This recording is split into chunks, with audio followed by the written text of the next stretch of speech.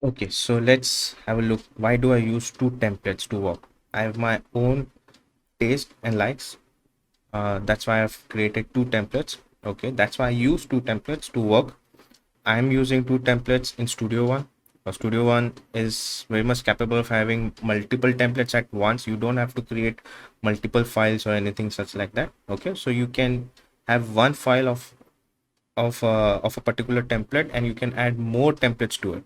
Okay, so if you like this video, please subscribe to my channel and share it as many as you can. So it will help me out, and it will be a practice for me also to be in this, to make such more kinds of videos for you guys. Okay, so let's get started.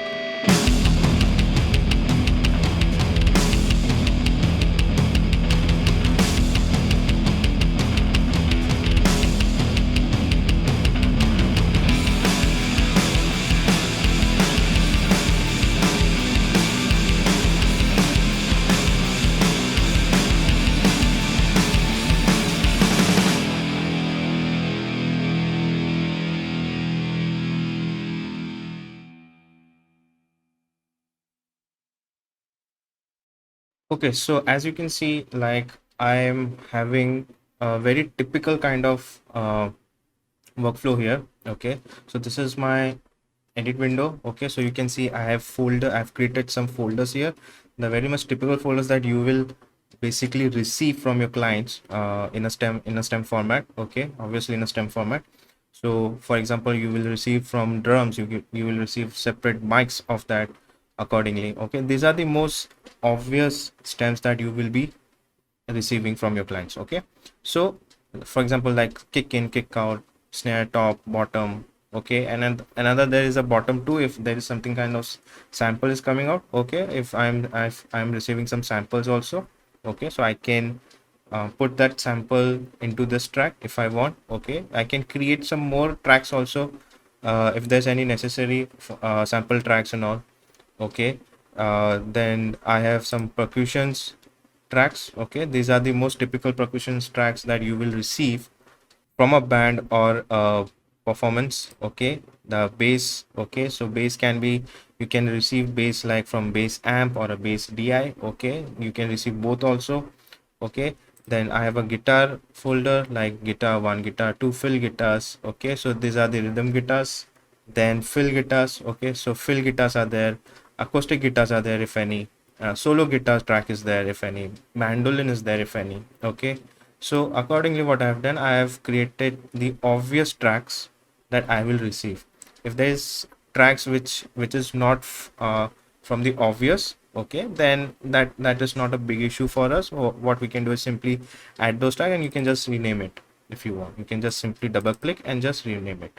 Okay, you can work on that. Okay, similar with the strings, so I've created some strings track here. Okay, some keys track here, the typical piano, organ, keyboard. Okay, then these are some extra tracks if I receive some effects kind of thing or some transitions kind of thing.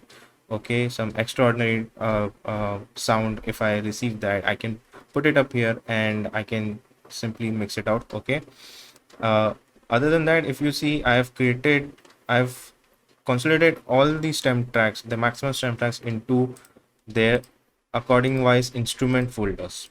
Okay, so that it is easy for me to uh, search and handle out all these separate track, individual tracks. Okay, beneath that there is all the bus tracks to do on automations, to do some parallel compressions.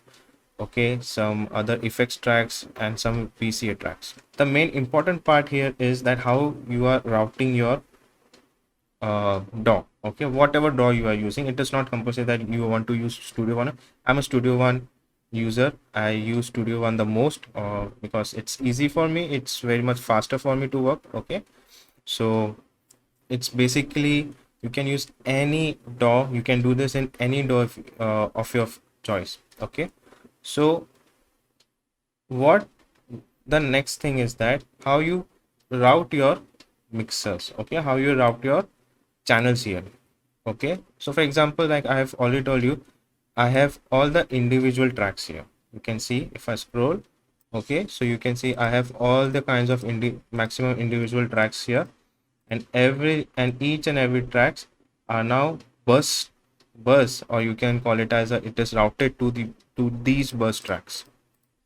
Okay, so what is happening? All my individual tracks, all my individual mic and sound. Okay, as you can see, all my individual track here, each and every track is burst to these burst tracks. Okay, so what is happening here is, if you see, I have kick in and out. Okay, so I've created a bus of kick. Okay, then I have snare top and bottom, and I've created a bus for snare. Okay, so those individual mics are getting mixed into this one final bus track. Okay, so why I'm doing this?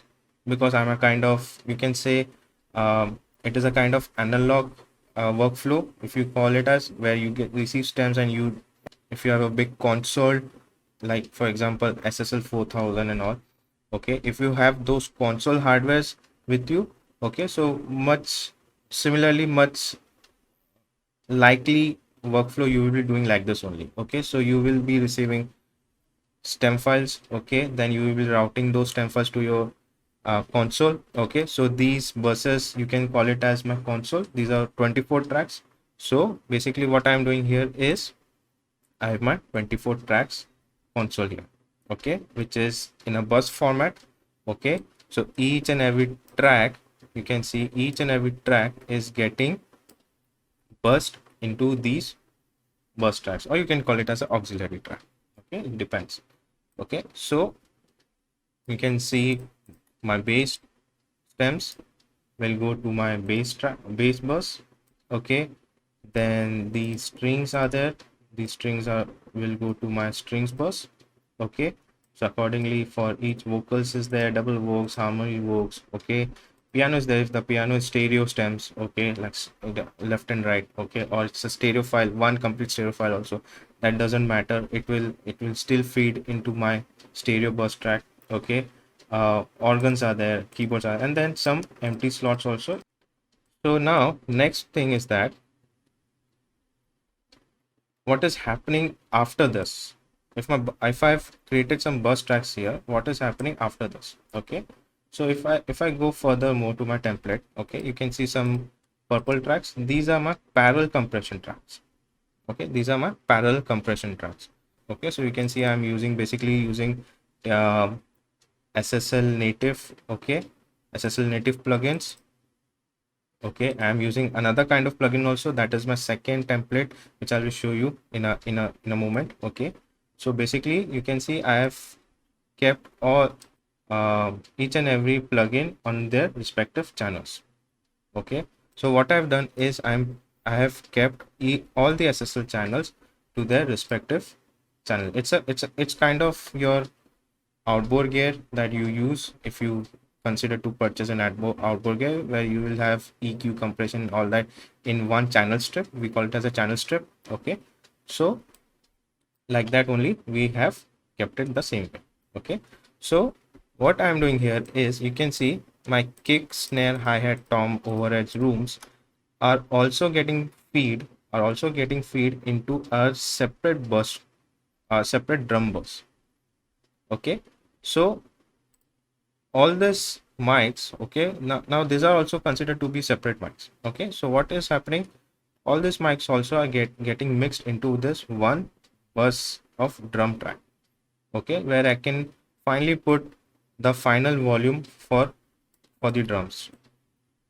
Okay, so what will happen is, I can have some volume control, I can have some more saturations, I can have some more compressions on the drum if I want. Okay, I can do that. Okay, so after that, what will happen, if you see these purple, as I told you, these are my parallel compressions. Okay, parallel compression, where you're using another sort of compressor, and you are adding those compressor element to your each individual tracks as your sends, where what you are doing is you're using your parallel compression tracks. Okay, and you are using these parallel compression and feeding as a send to your each and every individual track, to get some more enhancement to your particular instrument, okay, or you want to make that instrument come out from the mix to be audible more, okay, so you can do that. Okay, so I'm doing that only. So you can see I'm basically typically using Studio One stock plugins here, Vca Channel, okay. So I'm using kind of 76 compressors here, okay. If I'm using also using something 160s compressor here, okay. Studio One stock compressor are very much efficient. They have their own unique sound also that you can have in your mix if if you are particular Studio One user, okay. So they have made very well, they have created very well compressor here, okay. So what I'm having here is your parallel compressor, okay. So now if I move ahead, if I scroll ahead, you can see I am having my effects channels, okay, where I'm feeding my all the reverbs of the harmonizers if I want, okay, all the room plates, reverbs, delays, okay, everything will get feeded from these channels, okay. And after that what you can see is my VCA channels, okay, where the final volume I can control, okay. So as you can see, I've divided this template into certain parts. First part is my full stem part, okay, those individual instrument tracks, okay, those tracks get feed into my buses, which are these the 24 bus tracks, okay, where I do most of the processing, final process, the bus processing here, okay. Then with this bus processing I am also having my parallel compressor tracks, okay, where I can make these parallel compressor as a send to my individual bus track here and get some enhancement to my sound, okay. And after this I have my effects tracks also, where from where I will be sending my uh, reverb track, my delay tracks, okay, delay sounds and all, everything, those effects, okay. So everything related to reverb, delay I will be sending from these tracks. And after that what I'm having is my VCA channels, okay. So VCA channels also are very much important, you can call it as a important, but if you don't keep it, it is also fine. But I like to use VCA channels because it gives me more control on the volume, okay. If there is something like if I'm feeling that drums are getting squashed or drums are getting less enhancement, so what I can do is I can just simply use this VCA track and just increase the volume to make it come out of those sounds, okay. So yeah, so basically what I'm doing is I have created some VCA tracks, okay. After this, when everything is getting mixed out here, okay, my each and every track sound is getting finally mixed into my submix track. I've created a submix track. Why? Because again, you have to try to mix in a very much low volume, okay. Don't try to mix in high volume because you will lose many dynamics that you will need in your song, okay. So it's better that you try to mix under low volumes so you can have a control on the final volume of your song, of your music, okay. So what is happening here is I've routed each and every track, okay, the effects, the bus tracks and my uh, uh 24 channel tracks, okay. Each and every tracks are getting mixed into my submix track, okay. And if you can see uh, I've also decreased the input gain also by -2 dB. If I want, if there's something more, I can go to -4 dB also. If there's some necessary to do that, if I can do that, okay. And there are some plugins also and a final saturation plugin also, okay, to get more gritty and all. After this, what is happening? This final submix tracks is going into the final master track, okay, where I have my all final plugins, okay, the compressor, the tape machine, okay. So all those simulations are what from where I'm doing from the master track, okay. So what is happening? I'm getting a full control on the volumes, okay. The volumes will get finally enhanced in the master track if you want, and or it will get finally enhanced in the in the mastering session also, okay. So basically what I have done is I've created a workflow which is quite similar to the analog workflow, Okay, it's not necessary. If you want to try this, you can try this, or if you don't want to do this, it's fine totally. But it is my suggestion to you guys, if you can have a template to it, so that your workflow is more faster than ever. Okay, it will be a kind of like time saver to you if you are creating some templates, if you are making some templates. Okay, try to use these templates, try to make your own kind of templates if possible, or you can use my templates for your workflow if you can. Okay, so this is the workflow that I am following for my mix section. Okay, now I have told you that I am actually using two templates. Okay, why two templates? Because certain songs have their certain kind of dynamics, their certain kind of taste. Okay, so all these plugins have their own kind of taste. Okay, so this is SSL, which is basically from the core SSL company. Okay, so they have their own sound. Okay, so I like that sound. I've used many SSL plugins in last few months, last few mixes. Okay, but from those I have selected two SSL plugins, which is my top favorites. Now Studio One has one feature where you can actually create another template in the same session. Okay, you don't have to make another file, bring all the stems back. Okay, so you don't have to do that. Okay, so basically what is happening is I've created one native SSL template. Okay, and I have another template which is, so I've created another template here which is based on the famous CLA mix hub. Okay, so this has a certain kind of flavor, that flavor, Chris Lord Algae's taste. Okay, it is fully customized according to his workflow. Okay, so certain songs which I feel that needs certain kind of CLA effect on that. Okay, so I'm basically using this CLA mix hub. So it is again the same process, same thing is there, only the whole workflow is exactly the same. The only changes you will see is in the my 24 bus tracks. Okay, to process my audios. Okay, so what is happening here is that I'm getting that CLA sound, which waves say that they have worked on the CLA SSL board, and they have created the same simulation of that. Okay, so basically what is happening here, I'm getting that CLA sound. Okay, so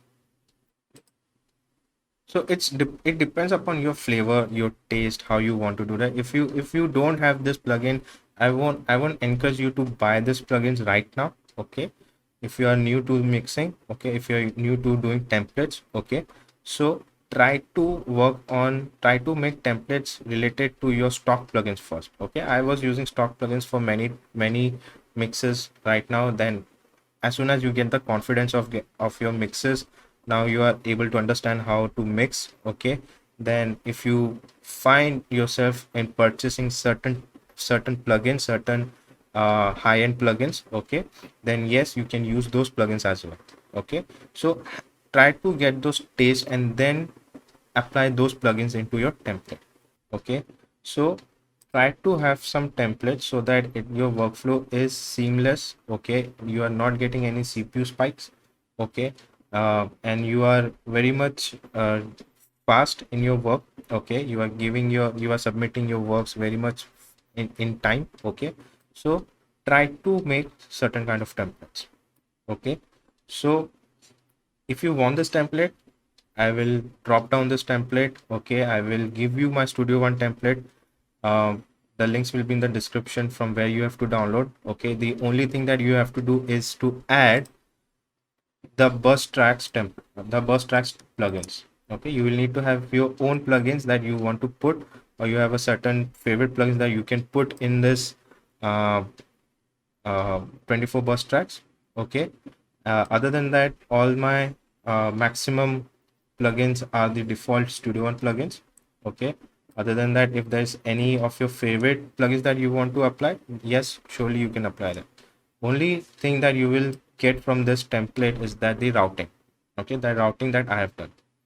Okay, so I hope this helps you guys. If you like this video, if you want me to make more such kind of videos in this home studio environment, okay, and want to see how I am recording, how I am working, uh, how I am doing the mixes in a very small studio space, okay, so please subscribe, it will help me out, and I will try to make more videos like this, okay.